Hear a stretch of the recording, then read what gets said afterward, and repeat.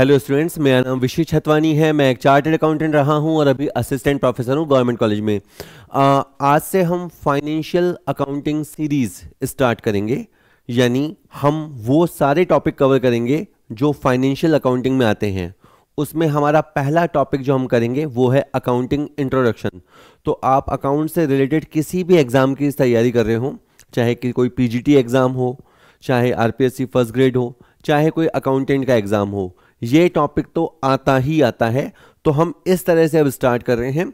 पहला topic accounting introduction, पहला question आपके सामने। चलिए, और बहुत सिंपल है टॉपिक ये, और पर ठीक है, आप खुद कीजिएगा कि आप कर लेते क्या। निम्नांकित में से कौन सा व्यक्तिगत खाता है? आप पहचानो कि इन खातों में से कौन सा खाता पर्सनल अकाउंट की कैटेगरी में आएगा। इन्वेस्टमेंट अकाउंट पर्सनल है? नहीं। Commission account? नहीं। Outstanding salary? हाँ। और शेयर प्रीमियम नहीं। सर कैसे पता लगता है? देखिए जी, इन्वेस्टमेंट जो है वो एक रियल अकाउंट कैटेगरी में आता है। हमें पता है अकाउंट्स हमारे 3 कैटेगरी में होते हैं। हर क्वेश्चन के थ्रू मैं आपको एक आइडिया देना चाहूँगा और आप वो टॉपिक कवर कीजिएगा, बाय द वे, अगर आपने नहीं किया है तो ये बेसिकली क्वेश्चन हुआ टाइप ऑफ अकाउंट्स। तो पर्सनल अकाउंट होते हैं, रियल होते हैं, नॉमिनल अकाउंट होते हैं। तो इन्वेस्टमेंट जो होता है वो रियल अकाउंट होता है। कमीशन हम देते या लेते हैं, एक्सपेंस है या इनकम है, तो नॉमिनल अकाउंट हुआ। और आउटस्टैंडिंग सैलरी ये होता है आपका रिप्रेजेंटेटिव पर्सनल में भी 3 वैरायटी है, नेचुरल पर्सन, आर्टिफिशियल पर्सन और रिप्रेजेंटेटिव पर्सनल। तो आउटस्टैंडिंग सैलरी किसी एम्प्लॉय को रिप्रेजेंट करता है, हमें उसे सैलरी देनी है, तो outstanding salary is a representative personal. और अंश प्रभ्या जी, जो हम शेयर की फेस वैल्यू से ऊपर का पैसा लेते हैं, 100 की चीज का बाय द वे 120 लेते हैं, तो 20 rupee called premium and again it's a income. तो ये जो टाइप हुआ वो हुआ नॉमिनल। तो हमसे पूछा था पर्सनल कौन सा है, तो इसका आंसर सी रहेगा। ठीक है जी, तो इसका आंसर सी हुआ। ठीक है, इसके बाद अगली स्लाइड पे इसकी डिटेल है। तो जब अगर आप हमारे ऐप पे जाएंगे और पीडीएफ डाउनलोड करेंगे तो वहाँ पे आपको ये मिल जाएगा, सारा इसका लिखा हुआ है, जो मैं समझा रहा हूँ वो पीछे लिखा हुआ भी मिल जाएगा। अच्छा जी, अगला क्वेश्चन देखते हैं। आपको करना है, स्क्रीन भले 1 सेकंड को थोड़ा बड़ा कर लेते हैं। हाँ, लेखांकन की परिभाषा जो है उससे निम्नलिखित कार्य उभरते हैं। आधी बात इसने कह ली है कि जब अकाउंट्स को डिफाइन किया जाता है तो उसमें कहते हैं कि हम क्लासिफिकेशन करते हैं, इंटरप्रिटेशन करते हैं, रिकॉर्डिंग करते हैं, समराइजिंग करते हैं। ये चारों काम हम करते हैं। ये बोल रहा है आपका सही सीक्वेंस क्या है। जैसे केबीसी खेलते हैं ना, तो पहले क्वेश्चन ऐसा ही होता है, सही जमाओ। तो आपको इसको सही से अरेंज करना है। तो देखिए, सबसे पहले आप रिकॉर्डिंग करते हैं, ठीक है। रिकॉर्डिंग के बाद आप क्या करेंगे? रिकॉर्डिंग के बाद आप क्लासिफिकेशन करते हैं, क्लासिफिकेशन के बाद आप समराइजिंग करते हैं, और समराइजिंग के बाद आप फाइनली उसका इंटरप्रिटेशन करते हैं। मैं जल्दी जल्दी एक एक लाइन बोल देता हूं। सबसे पहले जैसे ही ट्रांजैक्शन होगा हम उसे जनरल या सब्सिडरी बुक्स में रिकॉर्ड करेंगे, तो सबसे पहले रिकॉर्डिंग होगी। उसके बाद हम उसे अलग अलग लेजर में पहुंचाएंगे, उसे अपन क्लासिफिकेशन कहते हैं। उसके बाद हम ट्रायल बैलेंस और फाइनल अकाउंट्स बनाएंगे, यानी हम समरी करेंगे, और उसके बाद एनालाइज एंड इंटरप्रिटेशन होता है। ठीक है, तो ये सीक्वेंस हुआ। सबसे पहले आप रिकॉर्डिंग करोगे, तो ये 3 नंबर से स्टार्ट है, तो इसको हटा दो, इसको हटा दो। अभी ए और बी रेस में है। रिकॉर्डिंग के बाद आप क्या करेंगे? उसके बाद आप क्लासिफिकेशन करेंगे, तो यहां तक तो सेम चल रहा है। अब 4-2 या 2-4, तो इसके बाद आप समराइजिंग करोगे, यानी ये वाला काम, और लास्ट में आप एनालाइज एंड इंटरप्रिटेशन करोगे। ये सीक्वेंस यहां पे भी लिखा हुआ है। ठीक है, पीडीएफ आप जरूर ऐप से ले लीजिएगा। चलिए, ठीक है, ऐप हमारा प्ले स्टोर पे अवेलेबल होता है। इसका आंसर ए रहेगा। ठीक है, चलिए अगला क्वेश्चन। बहुत ही सिंपल, ये टॉपिक तो बहुत सिंपल है, क्योंकि देखो, आप जो अधिकतर स्टूडेंट सुन रहे होंगे उन्होंने मिनिमम ग्रेजुएशन तो किया हुआ ही है। तो 11-12 से लेकर ग्रेजुएशन में आपने अकाउंट्स का ये हिस्सा तो पढ़ा ही पढ़ा है। खैर, निम्नलिखित में से कौन लेखांकन जानकारी का अंतिम उपयोगकर्ता नहीं है? हमें पता है कि हम अकाउंट्स बनाते हैं और कुछ लोग उनको यूज करते हैं। यूजर्स को हम 2 हिस्सों में बांटते हैं, एक होता है इंटरनल यूजर और एक होता है एक्सटर्नल यूजर। ठीक है, अब इंटरनल यूजर कौन से? तो जो ओनर होते हैं, जो व्यापार का स्वामी होता है, वो इंटरनल यूजर है। मैनेजमेंट जो है वो इंटरनल यूजर है। एम्प्लॉयज को लेके लफड़ा रहता है, कुछ लोग बोलते हैं वो एक्सटर्नल यूजर है, कुछ लोग इंटरनल यूजर हैं। मेरा इसमें ओपिनियन ये है कि जिन लोगों की अकाउंट्स तक डायरेक्ट एक्सेस होती है, मतलब जो लोग अकाउंट्स तक डायरेक्ट पहुंच सकते हैं, वो इंटरनल यूजर होते हैं, और जो बाकी लोग होते हैं जिनको हम अकाउंट्स बना के देते हैं तब उनको पता चलती हैं चीजें, वो एक्सटर्नल यूजर होते हैं। तो एम्प्लॉयज में जिन एम्प्लॉयज की अकाउंट्स तक पहुंच होती है उनको इंटरनल यूजर ही कहा जाएगा। उनको इंटरनली पता होता है कितनी सेल हो रही है, कितनी परचेज हो रही है, किस प्लांट पे कितना प्रोडक्शन हो रहा है, कौन सा प्लांट चालू रहेगा, कौन सा बंद होगा, उनको सब पता रहता है। तो वो एम्प्लॉयज जिनको ये जानकारी रहती है वो इंटरनल यूजर होते हैं। खैर, और उसके बाद हमारा ट्रेडिंग P&L जब हम मान लो हम पब्लिश कराते हैं, बाकी लोगों को पता लगता है, या बैंक में हम सबमिट करते हैं, या हमारे इन्वेस्टर्स या क्रेडिटर्स को दिखाते हैं, तो उनको वो बाहर के लोगों को पता लगता है वो एक्सटर्नल यूजर हैं। ठीक है, अब फिर भी मालिक अकाउंट्स यूज करता है, हाँ। क्रेडिटर अकाउंट्स यूज करता है, हाँ। ये इंटरनल यूजर है, ये एक्सटर्नल यूजर है। इन्वेस्टर डेफिनेटली हमारी कंपनी में इन्वेस्ट करने से पहले वो हमारा ट्रेडिंग P&L, बैलेंस शीट, ये सब देखेगा, एनालाइज, इंटरप्रिटेशन करेगा, तो वो भी इसे यूज करेगा, वो भी एक्सटर्नल यूजर है। इन निवेशक दोनों तरह के होते हैं, जो मौजूदा जिन्होंने निवेश कर रखा है वो भी, और जो निवेश करने का सोच रहे हैं जिसको हम बोलते हैं संभावित निवेशक, पोटेंशियल इन्वेस्टर्स, वो सब हमारे अकाउंट्स यूज करते हैं। लेकिन जो अकाउंटेंट होता है ना, वो यूज नहीं करता। ये ठीक वैसे ही होगा कि होटल का जो कुक है, तो वो कुक खाना नहीं खाता, वो तो बेचारा बनाता है, खाता तो कोई और ही है। ठीक है, खाता कोई और ही है। तो अकाउंटेंट का काम अकाउंट्स बनाना है, ना कि अकाउंट्स को यूज करना। तो ये अकाउंट्स का यूजर नहीं है। ठीक है, तो इसका आंसर डी रहेगा, he is not the ultimate user, तो डी आंसर रहेगा। ठीक है, नेक्स्ट क्वेश्चन देखते हैं। कहता है मिलान कीजिए। अच्छा, एक तरफ अकाउंट लिखे हुए हैं और एक तरफ ये मेरे पर्सनली फेवरेट क्वेश्चन है, क्योंकि इस एक क्वेश्चन से मेरे 3-4 क्वेश्चन तैयार हो जाते हैं। और हर क्वेश्चन, जैसे मैं कोशिश भी करता हूँ, जैसे इस वीडियो में मान लीजिए 20 क्वेश्चन है, तो मेरी कोशिश यही रहती है कि आपके 50-60 क्वेश्चन तैयार हो जाएं। तो मतलब आपने जो 20-30-40 मिनट लगाए उसको आपको वैल्यू मिले। ठीक है, अगर ये YouTube पे है तो मैं ये तो नहीं कह सकता वैल्यू फॉर मनी, क्योंकि आप मनी कुछ नहीं दे रहे, लेकिन आप टाइम तो लगा रहे हो जो कि मनी से भी ज़्यादा प्रीशियस है। तो मेरी कोशिश यही रहती है कि मैं आपसे ज़्यादा दूसरी तरह की बातें ना करके इससे रिलेटेड जो बातें कर सकता हूँ वो करूँ। ठीक है, match the following. Prepaid salary किस तरह का खाता है? आर्टिफिशियल पर्सनल, रियल, नॉमिनल या रिप्रेजेंटेटिव पर्सनल? तो प्रीपेड सैलरी में हमने किसी को सैलरी एडवांस दी होगी, तो वो अकाउंट उसको रिप्रेजेंट करते हैं। सपोज रवि नाम का बंदा, हमने उसको 5,000 एडवांस सैलरी दे रखी है, तो प्रीपेड सैलरी उस रवि को रिप्रेजेंट कर रहा है, तो ये रिप्रेजेंटेटिव पर्सनल हुआ। सैलरी अकाउंट से एक्सपेंस क्रिएट होता है, तो ये नॉमिनल अकाउंट हुआ। और मेरा पर्सनल फेवरेट, ये बात मैं हर वीडियो में बताता हूँ कि मुझे सारे मिलाने आने ज़रूरी नहीं है। क्या पता A4 मिलाने से बात बन जाती क्या? देखो A1 हट गया, ये हट गया, अब ये B और D रेस में है। उसके बाद जैसे मुझे B पता था, है ना, B से जाके नॉमिनल अकाउंट मैच हो गया B3, तो B3 यहाँ पे है और B3 यहाँ नहीं है, बस हो गया काम। मैं अब 4 में से मुझे 2 भी मिलाने आते हैं, तो मैं जानता हूँ कि इसका आंसर B रहने वाला है। पर अपन और बात करते हैं।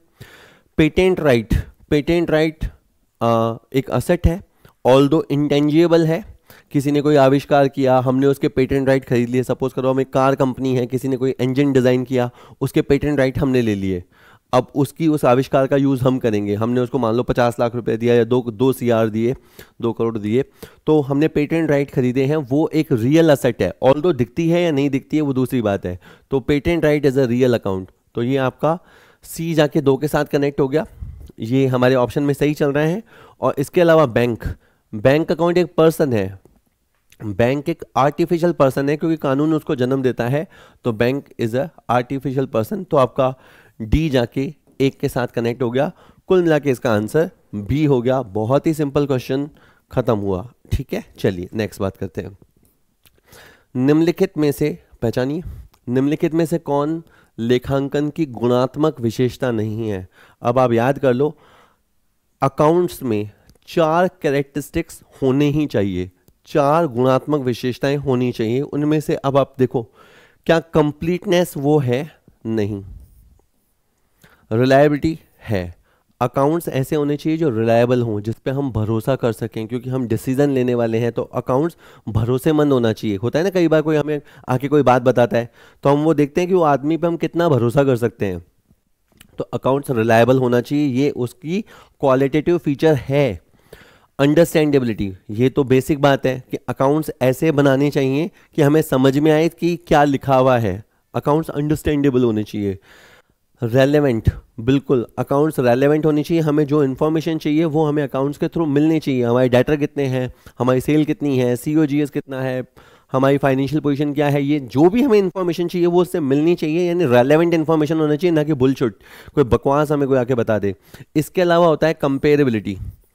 हमारे अकाउंट्स ऐसे होने चाहिए कि हम अपने रिजल्ट को प्रीवियस ईयर से या प्रीवियस मंथ से कंपेयर कर सकें, या इंडस्ट्री के बाकी फर्म से कंपेयर कर सकें। तो कंपेरेबिलिटी, तुलनीयता इसमें होनी चाहिए। तो अच्छा कि सर अकाउंट्स कंप्लीट नहीं होने चाहिए क्या?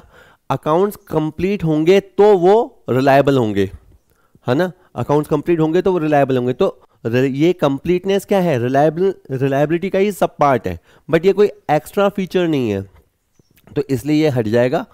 तो ये इसका आंसर नहीं है। ये तीनों गुण और इसके अलावा तुलनीयता, कंपेरेबिलिटी होनी चाहिए। ठीक है, होप मैं आपको बता पा रहा हूँ बातें। ए इसका आंसर रहा। ठीक है, ये सारी कहानी लिखी हुई है और ये चारों जो फीचर है वो लिखे हुए हैं। ठीक है, अच्छा वापस वही क्वेश्चन। लेखांकन प्रक्रिया में मूल अनुक्रम को सर्वोत्तम रूप में वर्णित किया जा सकता है। अब यहाँ क्या क्या लिखा हुआ है, जैसे मैं पढ़ के बताता हूँ। Transaction, journal entry, source document, ledger account, trial balance. तो आप मुझे बताओ ये प्रॉपर सीक्वेंस है क्या? ये 5 चीज़ें हैं, सभी ऑप्शंस में 5 चीज़ें आगे पीछे लिखी हुई है।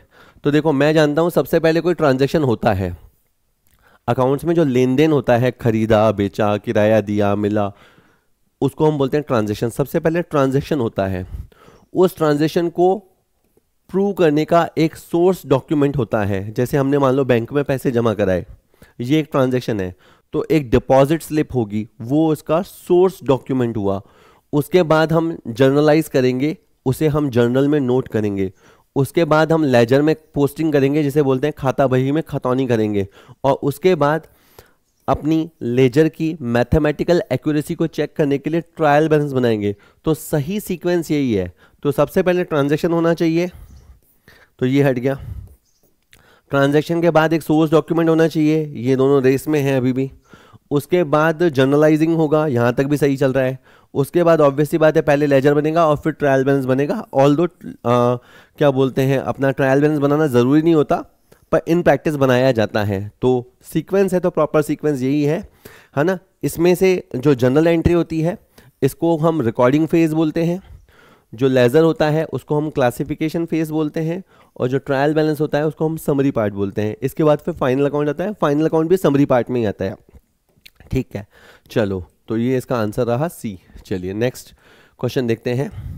अगेन ट्रू फॉल्स वाले क्वेश्चन, ये भी मेरे फेवरेट है। मेरे फेवरेट से मेरा मतलब यही है कि इसमें जैसे अगर आपको पता लगाना है कौन सा कथन सत्य है, तो इसका मतलब यह नहीं है कि बाकी जो 3 कथन लिखे हैं वो असत्य हैं। तो आपके वो पता चल जाता है ये गलत है ये सही है। ठीक है, उपार्जन अवधारणा का तात्पर्य नकद आधार पर लेखांकन है। यानी जब हम अक्रूवल मेथड अपनाते हैं तो हम उसमें फिर कैश बेसिस पे अकाउंटिंग करते हैं, तो ये गलत है। ठीक है, कैश बेसिस में अकाउंटिंग कहता है कि कैश आया तो लिखो, कैश गया तो लिखो, यानी कैश बेसिस अकाउंटिंग ये होती है। जबकि अक्रूवल बेसिस बोलती है कैश कब आया कैश कब गया उसकी चिंता मत करो, जैसे ही ट्रांजैक्शन हुआ उसे लिख दो। जैसे ही सेल करी, चाहे उधारी है तो उसे लिख दो। कैश बेसिस बोलेगा जब पैसा मिलेगा तो अकाउंटिंग होगी, अक्रूवल बेसिस कहेगा नहीं जैसे ही सेल हो गई तो उसे लिख दो। तो ये कहना कि अक्रूवल बेसिस का मतलब कैश बेसिस है तो ये गलत है। Patent right real account nature का है, ये बात सही है और थोड़ी देर पहले भी डिस्कस हुई थी। लेखांकन में केवल व्यापारिक लेन देनों की रिकॉर्डिंग शामिल है। तो देखो एक वर्ड होता है पुस्त पालन हिंदी में बुक कीपिंग, और एक वर्ड होता है अकाउंटिंग। देखिए बुक कीपिंग जो होता है ना, मैंने लिखा BK, इसका दायरा सीमित है। बुक कीपिंग में हम केवल रिकॉर्डिंग फेज को शामिल करते हैं, लेकिन जब हम कहते हैं अकाउंटिंग तो अकाउंटिंग में रिकॉर्डिंग, क्लासिफिकेशन, समराइजिंग ये सब आ जाता है।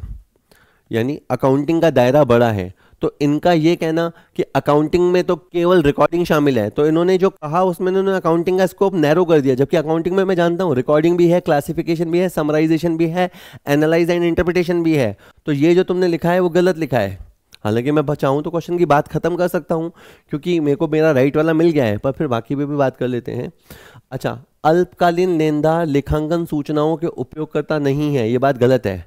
क्रेडिटर्स हमारे अकाउंटिंग इन्फॉर्मेशन को यूज़ करते हैं, क्योंकि क्रेडिटर हमें माल उधार देने वाले हैं या पैसा उधार देने वाले हैं, तो वो हमारी लिक्विड पोजीशन, हमारी करंट पोजीशन, हमारा payable turnover ratio, creditor turnover ratio भी बोलते हैं, वो सब देखते हैं कि हम किस तरह से उनको पेमेंट करेंगे और हमारा ट्रैक रिकॉर्ड क्या है।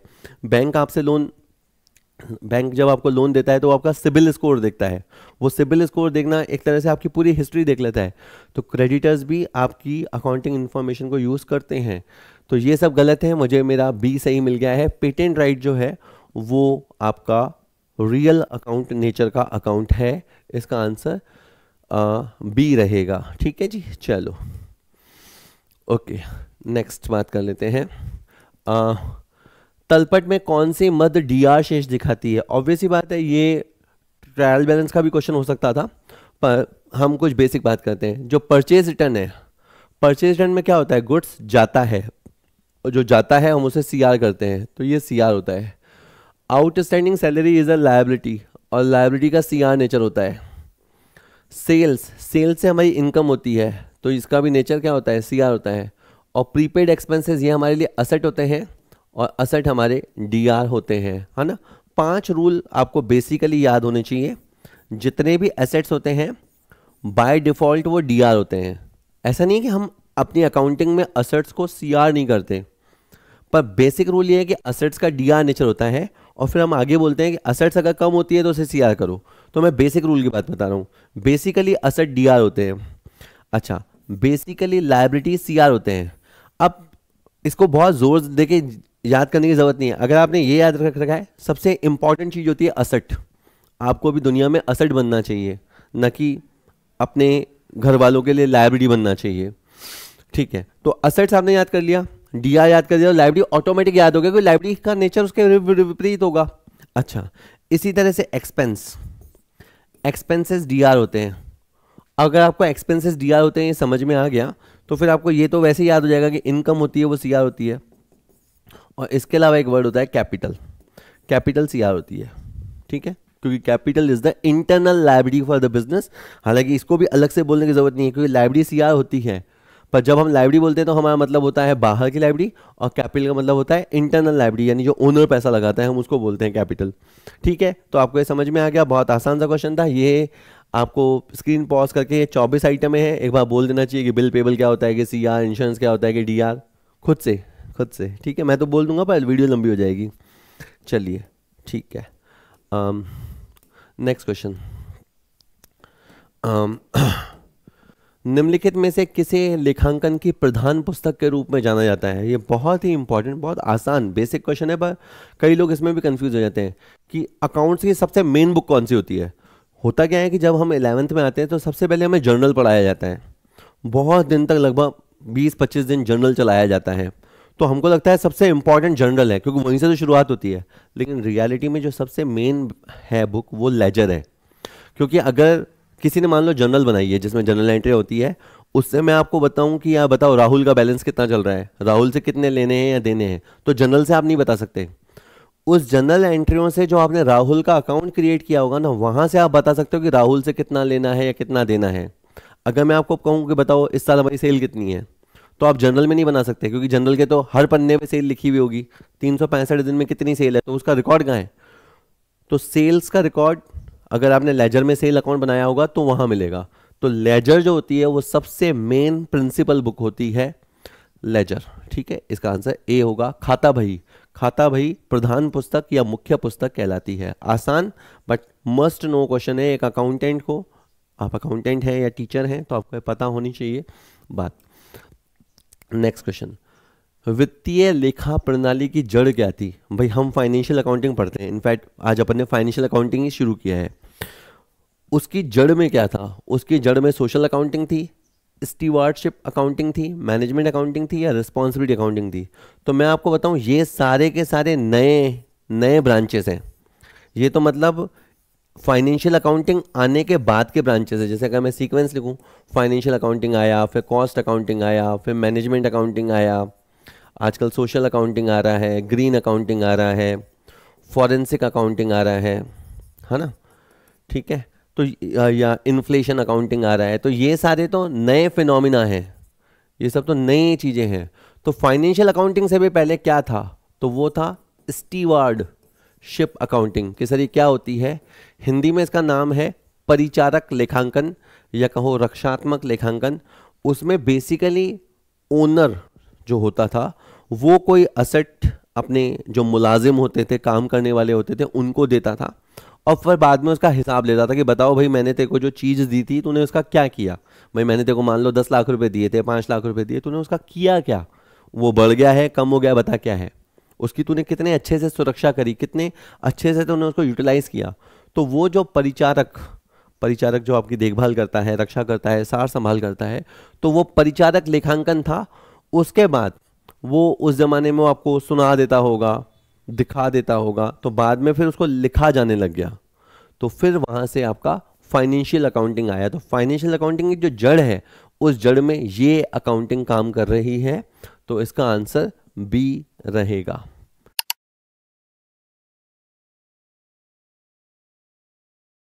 अगला क्वेश्चन कहता है, दिखावटी साज सज्जा से क्या आशय है? तो हम डेकोरेशन पे ध्यान देते हैं, हमारे घर में कोई मेहमान आने वाला होता है तो हम चीज़ों को काफ़ी करीने से रखते हैं, डस्टिंग वस्टिंग करते हैं, साफ़ सफाई करते हैं। अकाउंट्स में भी ऐसा होता है, अकाउंट्स में भी विंडो ड्रेसिंग होती है। तो जब आप इन्वेस्टर्स को लुभाना चाहते हो या बैंक को पटाना चाहते हो, तो आप अपने अकाउंट्स के साथ थोड़ा थोड़ा मैन्युपुलेशन करते हो, ठीक है? तो वो मैन्युपुलेशन करके, ठीक है, आप अपना करंट रेशियो इंप्रूव कर दोगे, लिक्विड रेशियो इंप्रूव कर दोगे, है ना? तो कई ट्रांजैक्शन एंड मौके पे ऐसे करना ताकि हमारे अकाउंट्स बहुत अच्छे दिखाई दें, हमारी फाइनेंशियल पोजीशन बहुत साउंड दिखाई दे, हमारे प्रॉफिट्स बहुत अच्छे दिखाई दें, हम ग्रोइंग हैं वो दिखाई दे। तो जब आप ऐसा करते हो ना, इसको बोलते हैं विंडो ड्रेसिंग। तो विंडो ड्रेसिंग का क्या मतलब हुआ? खातों को सुंदर तरीके से प्रस्तुत करना? नहीं नहीं, ठीक है। आयकर से बचने के लिए ज़्यादा घाटा दिखाना? नहीं, ये तो फिर आपका सीक्रेट रिजर्व है। देखो दो टर्म है, एक सीक्रेट रिजर्व होता है, सीक्रेट रिजर्व में हम प्रॉफिट्स को छुपाते हैं, इनकम को छुपाते हैं, असेट्स को छुपाते हैं, वहाँ इंटेंशन कुछ और होता है। यहाँ हम चीज़ों को बढ़ा चढ़ा के दिखाएंगे, ठीक है। लगभग आप इस तरह से कह दो कि जैसे गर्ल्स होती हैं वो मेकअप करती हैं, गर्ल्स वैसे सुंदर होती हैं, लेकिन फिर भी कई बार ज़्यादा सुंदर दिखाने के लिए किसी पर्पस से वो मेकअप करती हैं। तो वो जो मेकअप है वही अकाउंट्स में विंडो ड्रेसिंग होती है। तो निवेश को आकर्षित करने के लिए अधिक मुनाफा दिखाना, ये है आपका विंडो ड्रेसिंग। इन्होंने एक टेक्निकल टर्म दी है, the term window dressing stems from making something appear more attractive, ज़्यादा आकर्षक दिखाना, थ्रू सुपरफिशियल एनहेंसमेंट, बनावटी एनहेंसमेंट करके, reflecting the manipulation of financial data. Manipulation मतलब छेड़छाड़ करना, ठीक है। चलो समझ गए ना आप बात? ठीक। नेक्स्ट क्वेश्चन कहता है, अरे भाई जाओ ना आगे। हाँ, निम्नलिखित में से कौन सा लेन देन नहीं है? चूंकि ये बेसिक टॉपिक है तो हम ट्रांजैक्शन बोलते हैं, अकाउंट्स में ट्रांजैक्शन होते हैं। आपको पता है अकाउंट्स में एक तो ट्रांजैक्शन होता है, एक इवेंट होता है।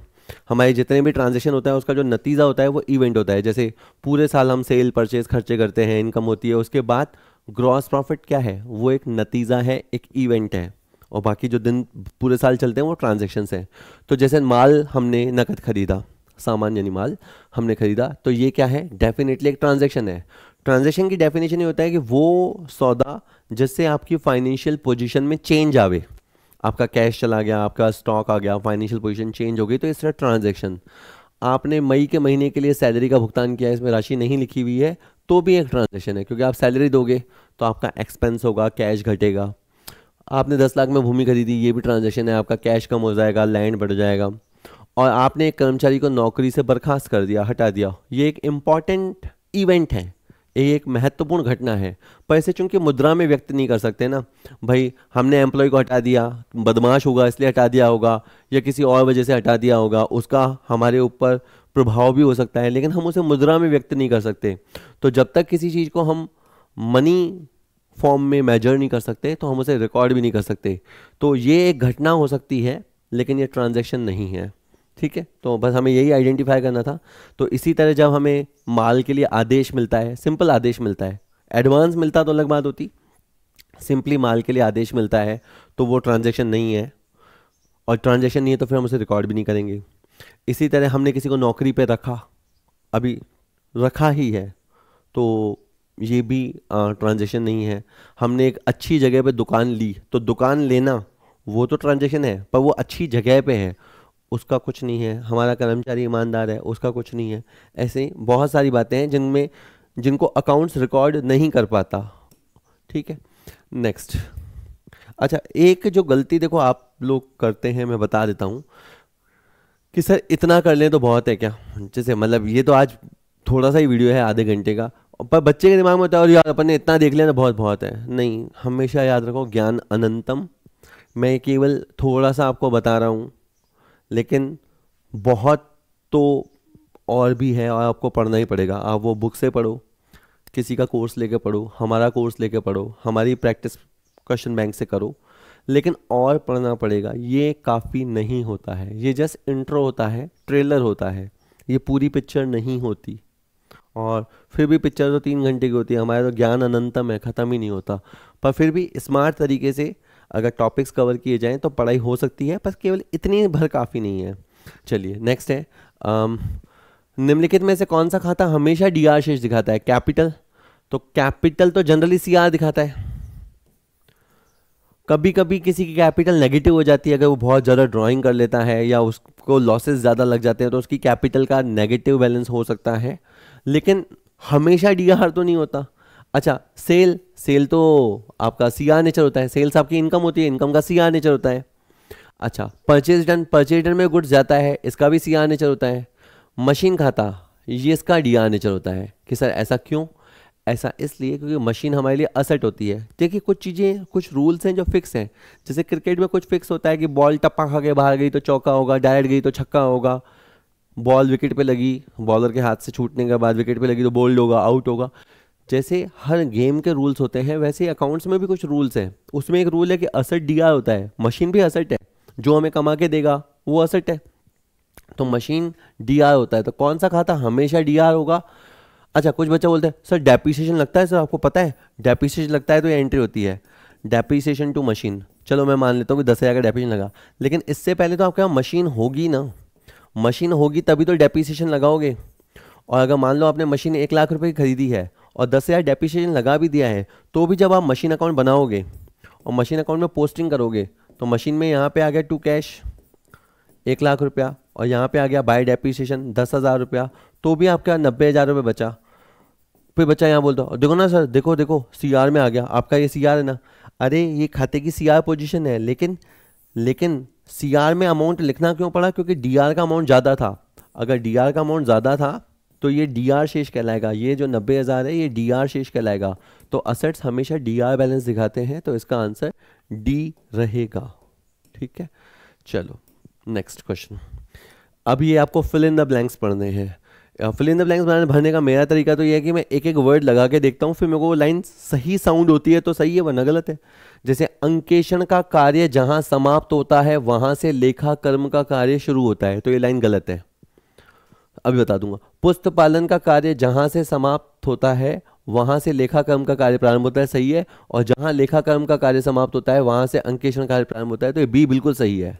और मैं अब आपको बता दूं बात, सबसे पहले बुक कीपिंग होती है, बुक कीपिंग का जहाँ अंत होता है वहाँ से अकाउंटिंग शुरू होती है, जहाँ अकाउंटिंग का अंत होता है वहाँ से ऑडिट शुरू होती है, और जहाँ से ऑडिट का अंत होता है वहाँ से इन्वेस्टिगेशन शुरू होती है ना। जनरली हम ऑडिट तक पढ़ा करते हैं डिफरेंट सब्जेक्ट्स में, पर बुक कीपिंग में आपकी प्राइमरी रिकॉर्डिंग होती है या बेसिक मोनोटोनस काम जो रोजमर्रा की अकाउंटिंग है वो होती है। उसके बाद आपका अकाउंटिंग होता है, मेन पार्ट अकाउंटिंग होता है, ledger, trial balance, final account. उसके बाद ये सब सही है या नहीं ऑडिट, और अगर किसी टॉपिक की खोजबीन करनी हो, खुदाई करनी हो तो इन्वेस्टिंग। ठीक है, तो लाइन क्या बनती है, बुक कीपिंग जहाँ समाप्त होगी वहाँ से अकाउंट शुरू होगा, जहाँ अकाउंट समाप्त होगा वहाँ से ऑडिट शुरू होगा, जहाँ ऑडिट समाप्त होगा वहाँ इन्वेस्टिगेशन शुरू होगा। जैसे होते हैं ना पुलिस वालों के ऐसे इलाके बंधे हुए होते हैं, यहाँ तक होगा कोई केस तो ये वाला पुलिस स्टेशन उसको देखेगा, उसके बाद यहाँ से यहाँ तक, तो जहाँ इसका एरिया समाप्त होता है, जहाँ इसकी बीट समाप्त होती है वहाँ से इसकी बीट या ये वाला पुलिस स्टेशन शुरू होता है, जहाँ से हम खड़े होते हैं वहीं से लाइन शुरू होती है। समझे लल्लू? चलो डायलॉग। अच्छा नेक्स्ट, निम्नलिखित में से कौन सा खाता विषम है?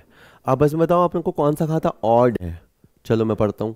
एक पहला लिखा है फर्नीचर इक्विपमेंट, दूसरा लिखा है फ्री होल्ड लैंड बिल्डिंग, फिर लिखा है स्टॉक ऑफ रॉ मटेरियल और फिर लिखा है प्लांट एंड मशीनरी। मेरे दिमाग में एक चीज़ आई, शायद आपके दिमाग में भी आई, कि सब फर्नीचर इक्विपमेंट तो डीआई होता है, लैंड बिल्डिंग डीआई होता है, stock of raw material DI होता है और प्लांट एंड मशीनरी भी डीआई होता है, तो फिर तो ये सारे एक हो गए, तो इसमें अलग क्या हुआ? तो यानी ये तरीका नहीं चला, मुझे को लगा कि इनमें से कोई एक सीआर होगा। फिर मेरे को ध्यान आया, अच्छा ऐसा है ना, फर्नीचर और इक्विपमेंट जो है वो फिक्स्ड एसेट्स है, free hold land and building भी फिक्स्ड एसेट्स है, प्लांट एंड मशीनरी भी फिक्स्ड एसेट्स है, लेकिन ये जो स्टॉक ऑफ रॉ मटेरियल है वो आपका करंट एसेट्स है, जो हम एक साल से लंबे समय के लिए अपने पास रखते हैं, रखने का इरादा है, वो हमारे फिक्स्ड एसेट्स होते हैं। रॉ मटेरियल तो हम जल्दी जल्दी कंज्यूम कर लेंगे, तो ये हमारा करंट एसेट्स है। तो इस तरह से बाकी से अलग हो जाता है, ये ऑड वन आउट हो जाता है। ठीक है, आप में से भी जो बच्चा सेलेक्ट होता है ना, एक तरह से वो ऑड वन आउट ही होता है, बाकी सब तो वही रह जाते हैं और आप एक मेहनत करके आगे निकल जाते हैं, तो आप ऑड वन आउट हो जाते हैं। ठीक है, ऑड वन आउट होने में बड़ा ज़ोर लगता है, ज़ोर लगाना पड़ता है। तो मैं आपको बस एक बात कहूँगा, न जाने कितने बच्चे हैं पढ़ाई करते हैं, तैयारी करते हैं, तो जो लोग ये सोचते हैं कि केवल फॉर्म भर देना इतिश्री हो गया, हमने फॉर्म भर दिया अब हमारा काम हो गया, ऐसा नहीं होता। फॉर्म भरने के बाद एग्ज़ाम होने तक जो दिन रात बच्चा लगा रहता है, सारी दिक्कतों के बावजूद, ठीक है, ऐसी लेडीज़ भी हैं जो बच्चे को संभालते हुए, घर को संभालते हुए भी पढ़ाई करती हैं, ऐसे बॉयज़ भी हैं जो पार्ट टाइम मजदूरी करते हुए भी पढ़ाई करते हैं, ऐसे लोग भी हैं जो ऑलरेडी जॉब में हैं पर संतुष्ट नहीं हैं, तो वो सुबह जाने से पहले और शाम को आने के बाद पढ़ते हैं। और भी न जाने कितने एग्जाम्पल हैं, तो बहुत लोग पढ़ते हैं। बताने की ज़रूरत नहीं है कि कंपटीशन का लेवल कहाँ से कहाँ जा चुका है। ऐसे में तरीका यही है, भले आप कहेंगे स्मार्ट वर्क, पर पहले मैं कहूँ पहले तो हार्ड वर्क ही करना पड़ता है, खुद को जलाना पड़ता है। हार्ड वर्क के बाद धीरे धीरे जब आप हार्ड वर्क करते हैं तो आपको स्मार्ट वर्क करने के तरीके भी आ जाते हैं। आप एक दो एग्ज़ामों में अटकते हैं तो आपको अपने आप समझ में आ जाता है कि ये स्ट्रेटेजी काम नहीं करेगी, ये काम करेगी। पर हार्ड वर्क से चीज़ों को शुरू करो। कई लोग शॉर्टकट से थोड़ा सा सुन लिया, नोट्स बटोर लिए, नहीं बनेगा। नोट्स गैदर करने से नहीं होता है, नोट्स को पढ़ने से, समझने से, रटने से, बार बार रिकॉल करने से होता है ना। तो जैसे धंधा है, धंधे को जमाने के कुछ तरीके होते हैं, तो जॉब क्रैक करने के, जॉब लेने के भी कुछ तरीके होते हैं ना। अपने आप से कुछ नहीं होता, अपने आप से कुछ नहीं होता। ठीक है, चलिए, तो इसका आंसर सी रहा। नेक्स्ट है ई एंड ओ। ई का पूर्ण रूप है, आपने कई बार बिलों पे देखा होगा, आप किसी दुकानदार का बिल देखना, उसमें नीचे है ना, बिल्कुल नीचे लाइन में लिखा होगा भूल चूक लेनी देनी, भूल चूक लेनी देनी, ई एंड ओ। ई बिल्कुल बिल खत्म हो जाएगा, उस बिल के बाद यहाँ पे दिखाई देगा ई एंड ओ। ई उसका फुल फॉर्म क्या होता है? मतलब तो उसका हो गया कि अगर हमने हिसाब ज़्यादा बना दिया है तो बाद में हम आपको रिटर्न कर देंगे, और अगर हमने बिल कम का बना दिया है तो बाद में आपसे ले लेंगे, भूल चूक लेनी देनी। लेकिन इसके लिए जो फुल फॉर्म है, तो ई का मतलब है एरर, ओ का मतलब है ओमिशन और ई का मतलब है एक्सेप्टेड। ये है स्पेलिंग एक्सेप्टेड। ठीक है, तो इसका आंसर ये रहेगा, एरर एंड ओमिशन एक्सेप्टेड। जैसे मैंने मान लीजिए किसी को बिल बना के दिया 10,700 का, तो मैं क्या कह रहा हूँ कि हो सकता है कि इसमें कोई गलती हो गई हो सकता है कोई बात है वो छूट गई हो, तो उसके अलावा, उनके अलावा आपका बिल 10,700 का है, ठीक है, इन दोनों बातों के अलावा आपका बिल 10,700 का एक्सेप्टेड वर्ड है, ये आपको याद रखना है, ये आपको बाद में बहुत हेडक से बचाता है अगर आपके बिल पे लिखा हुआ है तो। चलिए नेक्स्ट क्वेश्चन, निम्नलिखित में से कौन सा वक्तव्य सही है? अगेन बैंक खाता एक वास्तविक खाता है, गलत, थोड़ी देर पहले बात आ गई थी। रोकड़ खाता एक व्यक्तिगत खाता है, गलत, इनफैक्ट ये उल्टा लिखा हुआ है, रोकड़ वास्तव में होता है तो रोकड़ एक वास्तविक खाता है और बैंक खाता एक आर्टिफिशियल पर्सनल खाता है। रोकड़ पुस्तक डीआर शेष दिखाती है, बिल्कुल सही है, सत्य वचन। और इसके बाद पूर्वदत्त बीमा खाता एक नाम मात्र का खाता है। प्रीपेड एक्सपेंसेस एक नॉमिनल अकाउंट है, गलत बोल रहा है। अभी अभी हम पढ़ के आए कि प्रीपेड एक रिप्रेजेंटेटिव पर्सनल होता है, तो ये हमसे गलत बात कर रहा है। सी जो है ना, कैश बुक जो हम बनाते हैं उसमें आवक होती है, जावक होती है। इनफैक्ट कैश हमारे पास जब तक आएगा नहीं तो जाएगा कैसे, है ना।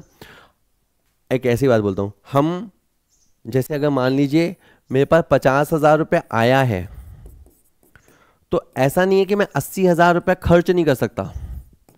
खर्च तो मैं 80,000 कर सकता हूँ, लेकिन मैं 80,000 पे नहीं कर सकता।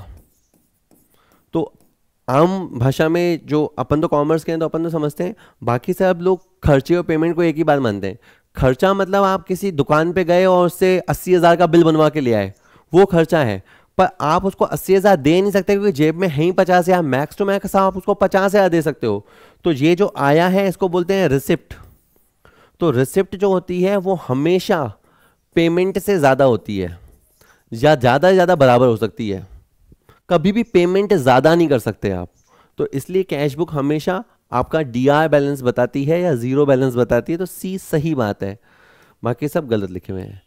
ठीक है, नेक्स्ट, लेखांकन प्रणाली जो अदत्त व्ययों तथा उपार्जित आयों को लाभों की गणना के लिए संज्ञान में नहीं लेती वो कहलाती है। ठीक है, दो आप सिस्टम समझ लो, एक होता है आपका अक्रूअल सिस्टम। अक्रूअल सिस्टम कहता है जैसे ही खर्चा हो गया उसे लिख लो, जैसे ही इनकम हो गई उसे लिख दो।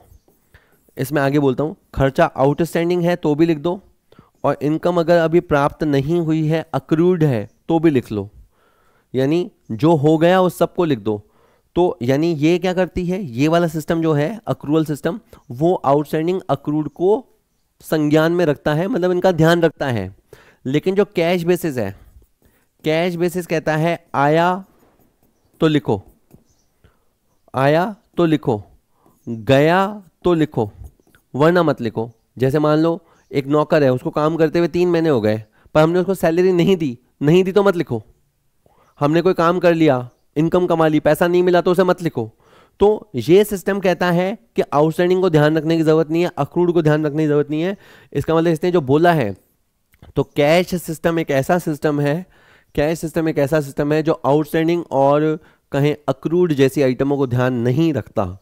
और क्वेश्चन घुमा दे तो अक्रूअल सिस्टम वो सिस्टम है जो बकाया चीज़ों का भी ध्यान रखता है। ठीक है, चलो ओके, आखिरी के 2 क्वेश्चन आप लगाइएगा। ये तो बहुत ही टफ क्वेश्चन लगेगा आपको। लौटाए गए माल के लिए आपूर्तिकर्ता से प्राप्त किए गए क्रेडिट नोट सबसे पहले डैश डैश में दर्ज किए जाएंगे। Okay, debit note, credit note बच्चा अधिकतर नहीं समझ पाता, थोड़े कॉन्सेप्ट क्लियर नहीं होते, इसलिए फिर बच्चा क्या करता है, जैसे तैसे ट्रिक बिठा लेता है दिमाग में कि क्रेडिट नोट वर्ड आवे तो सेल रिटर्न बुक हो लिखेगा।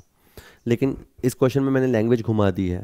मैं आपको कोई पूरी बात बताता हूँ, फिर आप समझ जाओगे, आप फिर अटकोगे नहीं। कोशिश तो यह है कि मैं समझा पाऊँ आपको। देखो, एक तरफ है x और एक तरफ है y। ठीक है, सपोज x ने माल खरीदा तो ये एंट्री करेगा परचेज टू y। पहले हमेशा मूल सौदे पे जाते हैं, ये परचेज टू y ये एंट्री करेगा। इसने खरीदा है तो इसने बेचा है, इसने बेचा है तो ये लिखेगा सेल्स, और ये क्या लिखेगा, x टू सेल। यहाँ तक किसी बच्चे को कोई दिक्कत नहीं आती। मैं तो अब ये कहता हूँ कि इसमें क्रेता कौन है, ये है क्रेता, और ये कौन है, विक्रेता, बेचने वाला, या जिसको तुम कह दो कि ये सप्लायर है। ठीक है, अब थोड़ी देर के लिए मान लो कि अगर माल वापस करेगा तो x करेगा y को करेगा, ये बात है। चलो ये माल वापस हो गया, कुछ भी प्रॉब्लम आ गई, हमें माल समझ नहीं आ रहा, फालतू माल भेज दिया, हमने उसको माल वापस कर दिया। हम जब माल वापस करेंगे तो पहले हमने परचेज लिखा था, तो अब हम परचेज रिटर्न लिखेंगे। परचेज के थ्रू माल आता है, परचेज रिटर्न में माल जाता है, और हम यहाँ पे माल जब रिटर्न करेंगे तो इस तरह से एंट्री करेंगे वाई टू परचेज रिटर्न। ठीक है, तो यहाँ से मैं बोलता हूँ वाई को डीआर करने के लिए हम डेबिट नोट बनाएंगे। वाई को डीआर करने के लिए हम डेबिट नोट बनाएंगे। ये हो गई एक बात। अच्छा, और सपोज जब मैंने इसको माल रिटर्न किया, जो चीज़ मेरे लिए परचेज रिटर्न है वो इसके लिए सेल्स रिटर्न है, मेरी तरफ से माल गया, इसके पास माल आ गया, तो ये sales return to x entry करेगा। यानी एक्स को क्रेडिट करने के लिए ये क्रेडिट नोट तैयार करेगा।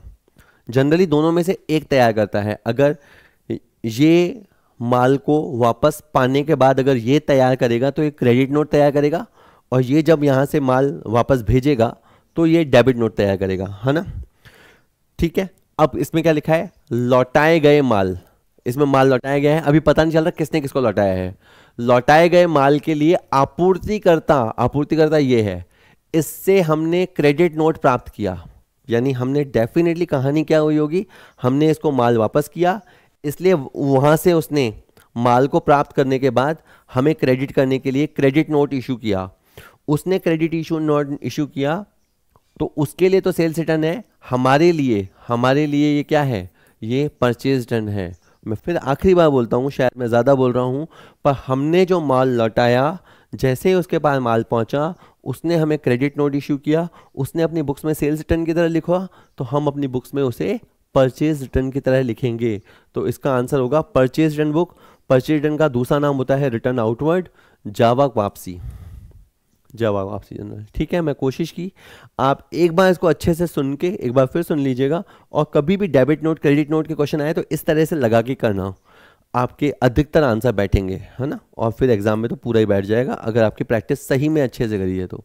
चलो ठीक है, ओके, आज का लास्ट क्वेश्चन है, लेखांकन की सबसे पुरानी शाखा कौन सी है? इनमें से आप पहचानो। सबसे पहले ह्यूमन रिसोर्स अकाउंटिंग आई, कॉस्ट अकाउंटिंग आई, मैनेजमेंट अकाउंटिंग आई, या फाइनेंशियल अकाउंटिंग आई? बड़ा आसान क्वेश्चन है, इनफैक्ट बहुत लड्डू सा क्वेश्चन। सबसे पहले फाइनेंशियल अकाउंटिंग आई, उसके बाद जब कुछ हमें कॉस्ट वगैरह कैलकुलेट करनी पड़ी तो कॉस्ट अकाउंटिंग आई, उसके बाद मैनेजमेंट अकाउंटिंग आई है, और आजकल तो ह्यूमन रिसोर्स अकाउंटिंग भी आ गई, जिसमें अपन जो हमारे कर्मचारी हैं उसको असेट्स की तरह मानते हैं। बहुत पॉपुलर नहीं है पर आ चुकी है। पर इन सब में फाइनेंशियल अकाउंटिंग सबसे पहले आई। तो सारे क्वेश्चन मैंने बड़े आसान से लिए थे, और ये क्वेश्चंस के आंसर आपको पता होने ही चाहिए। तो होप वीडियो आपके लिए यूज़फुल रहा होगा।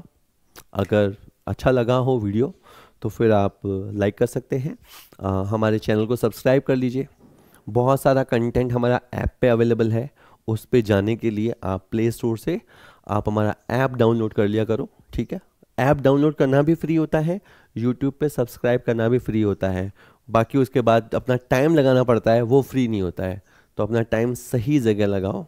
ठीक है, टाइम पास करने के लिए, ऐश करने के लिए पूरी ज़िंदगी पड़ी है। 2 साल 3 साल या 4 साल लगाने ही पड़ते हैं। अगर कुछ तुम्हें वर्थवाइल यानी कुछ काम का हासिल करना है ज़िंदगी में, तो अपनी लाइफ के 2-3-4 साल तो लगाने या देने बनते ही हैं। तो अगर एक आदमी 80 साल का जीवन जीता है तो 5% लाइफ का तो लगाना ही चाहिए। चलो ठीक है।